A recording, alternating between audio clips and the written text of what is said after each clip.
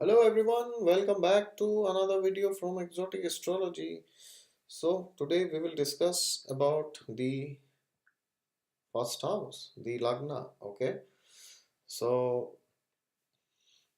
we will start the discussion of the houses one by one. We'll discuss about the first house, the second house, the third house, the fourth house, the fifth house, and so on till the 12th house. Okay, as I always say before starting, God is there with you all the time. Just look to him and he will be there. Okay, so what is the first house? We have already discussed in parts of what is the first house earlier. Here we discussed earlier that it is a part of the Kendra, the first, fourth, and the seventh and the 10th houses, which represent daily functioning of our life. Okay, then it represents a part of the Dharma Trikona also, the first, fifth, and ninth houses. Okay, so basically, what is the Lagna? Lagna is the sign which is rising from the eastern horizon when you are born. Okay, we will discuss later how to know which Lagna you are and how is it decided by the position of the sun. Okay, so basically, Lagna is the most important house in the horoscope because it gives us an indication of the basic nature of the person. Okay, it is the sum total of all the houses. If the Lagna is strong and the planet which rules the Lagna is strong, it's well placed, then the person has the capacity to overcome all the trials, tribulations, and difficulties that may come upon his life. Okay, but if the Lagna is not well placed, okay, or if the Lagnesh is the ruler of the Lagna, the first house, if that is not well placed, if that is in a difficult sign, or if it is in any way troubled by other enemies or malefic planets, then what happens is, even though the person has a lot of things in his life, he will not be able to use them properly. He will always be uh, misutilizing his resources, his time, energy, efforts, etc. Okay, so the placement of the Lagnesh, which is the Lord of the Ascendant, the first house, okay, is very important. That shows us the direction of the life, where the person is going. Okay, suppose the Lagnesh, the Lord of the Ascendant or the first house, is placed in the 10th house. Okay, then the person's life focus, because Lagnesh is the body, the person. So the person has gone to the 10th house of career, job, work, field, etc. So such people can never stay idle. Okay, they will always be working towards something or the other relentlessly. Suppose the Lagnesh has gone to the 9th house, so he will always be focused on religion, spirituality, his father, teaching, giving knowledge, gaining knowledge. Okay, long distance travel. That will be a fundamental part of his life. That will be one of the focus areas of the life. Okay, and similarly, any planet sitting in the Lagna, in the first house, becomes the most prominent planet in the chart. For example, if a person has Jupiter in the first house, that means he first house is the head. It is the overall body, the overall life of the person, but bodily terms it means the head. Okay, so when person has planets in the first house, then that house becomes very prominent and that planet becomes very prominent.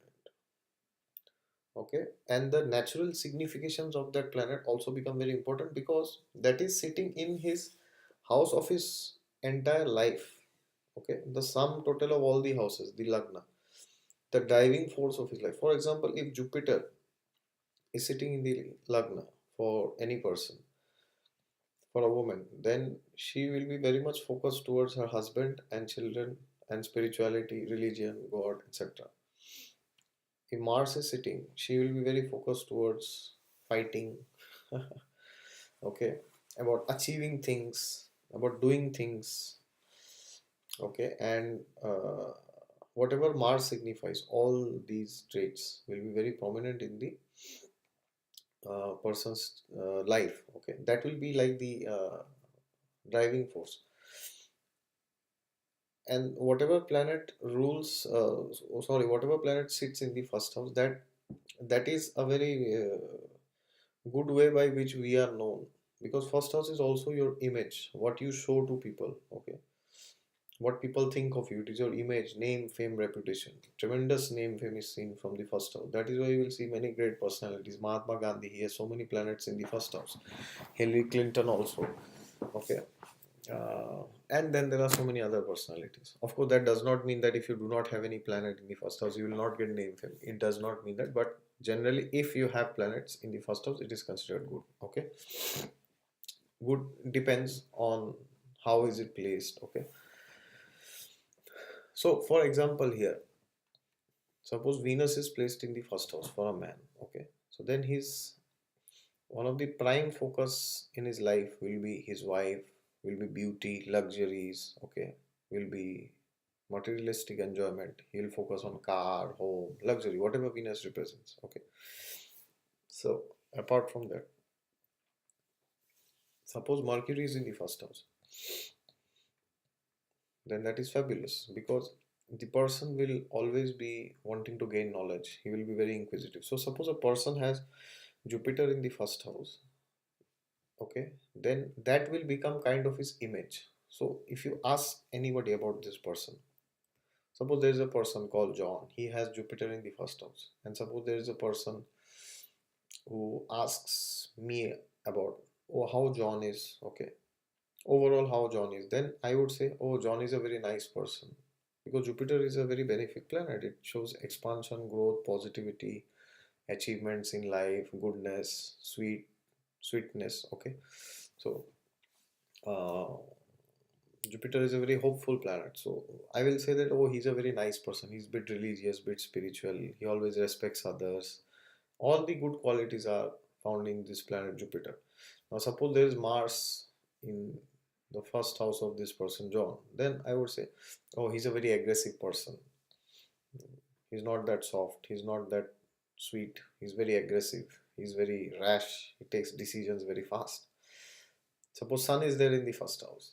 Okay, then I would say that, oh, this person is very strong. He has a big ego. Okay, he's very strong. He's very fixed in what he wants to do. Nobody can shake him, because Sun is like that. Sun is this fixity. Okay, and suppose there is Moon in the first house. Then what I would say, the person is emotionally driven. Okay, primarily whatever he does in life, he will always bring emotions.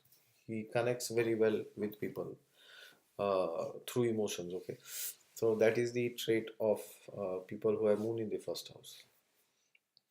And we will discuss later of position of planets in different houses, but as of now I just wanted to say, and also the sign of the Lagna plays a very important role. For example, somebody is a Taurus ascendant. Taurus is the second sign. So if the second sign comes in the first house, then the qualities of Taurus will be very prominent in him. Okay, that means Venus will be very prominent, because Venus rules the sign of Taurus.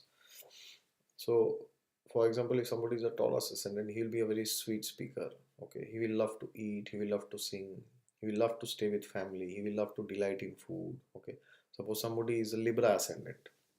Libra is also Venus, but that is a different part of Venus. For example, Libra represents all the living significations of Venus. For example, Taurus represents the luxuries, home, comfort, etc. Venus represents love. Sorry, Libra represents love, relationships, partners. Okay, so his focus will be on other people in balancing things, whatever Libra represents. We will see what each sign represents later. Okay, so the sign in the Lagna and the planet which is in the Lagna and where the Lagnesh is, these three are very important. Okay, suppose somebody has Sun in the first house and his Lord of the Ascendant has gone into the 10th house. So he might be working towards government. Okay, and whichever planet is in the Lagna gives a lot of name and fame. So more the planets in the Lagna, more better is the person. Better is the chance for him to get name and fame. Okay, and if there are many benefics, okay, like Jupiter, Moon, Mercury, Venus, then the person can be extremely intelligent. He can be a genius. Okay, And if there are a lot of benefic influences in the Lagna, the person will be very positive, and it gives the looks also. Generally, if Jupiter, Mercury, Moon, Venus are sitting, the person has a pleasing appearance. He might look good also, more better than average. And if there are malefics like Mars, Saturn, Sun, etc., okay, then he might not look very pleasing at the first sight. Of course, when you interact, you will come to know more better with the person. This is not a judgmental statement that anybody who has a benefic planet in the Lagna will be a good person, but when you interact with him for the first time, if he has a benefic planet, you will like to talk with him, interact with him, yes. And that's it. This is a short description of the Lagna. Lagna is basically what the person is, and whichever sign is in the Lagna becomes very important because that sign governs his life, or the planet that rules that sign governs his life. No? And why that governs his life? Because in his past lives he had a very strong desire related to that planet, okay, which he wanted to fulfill. That is why he was given this Lagna. That house, that sign has become the first house of the person, so that becomes like the driving house. If it is the sign of Capricorn in the Lagna, which means he's Capricorn rising or Capricorn ascendant, then his whole life will be focused related to work, okay, commitment, sacrifice, duty, uh, etc. Because it is the sign of Capricorn, which is the original 10th house of the zodiac. Okay. Now, depending on where Saturn is sitting, he will do those kind of duties. For example, Saturn is sitting in the 7th house. He may do a lot of things related to marriage, partnerships, etc. He will be very focused related to the matters of the 7th house. Okay. So, suppose somebody is a Taurus ascendant, he wants to gain pleasure always. And suppose Venus, the lord of the ascendant, is sitting in the 5th house, then he will want to gain pleasure through children, through love, through romance, etc. Okay. And if Venus is in the 9th house for a Taurus ascendant, in the sign of uh, in the sign of Capricorn, okay, then he will always be focused towards working in matters of religion, spirituality, okay, because 9th house is the house of spirituality. He will always be wanting to gain pleasure out of them, okay. He will love to go to spiritual conferences, he will love to go to meditation centers, he will love to do higher activities which give him higher fulfillment. Okay, suppose somebody is a Sagittarius ascendant, okay, number 9 in the first house, then he will be very spiritual, very religious, okay. And depending on the placement of Jupiter, suppose Jupiter is in the 4th house in the sign of Pisces, okay, then he will bring all his philosophy into his home, okay. His mother will be very loving, very caring, because 4th house is the house of mother also, okay. And he will always be focused towards home and improving his home and giving spirituality to others by going to people's homes of different people, etc., etc. These are broad definitions. We have to see the whole horoscope in totality, in analysis, in the purview of any specific prediction that we need to give. Okay, so that's it from my side. Thank you very much for your patient hearing, and if you liked this video and you thought that you understood what is the Lagna, okay, then please like the video, and if you have any questions, queries, then please comment and subscribe to my channel. Okay, we will see about the rest of the houses later. Okay, chalo, bye bye, see you.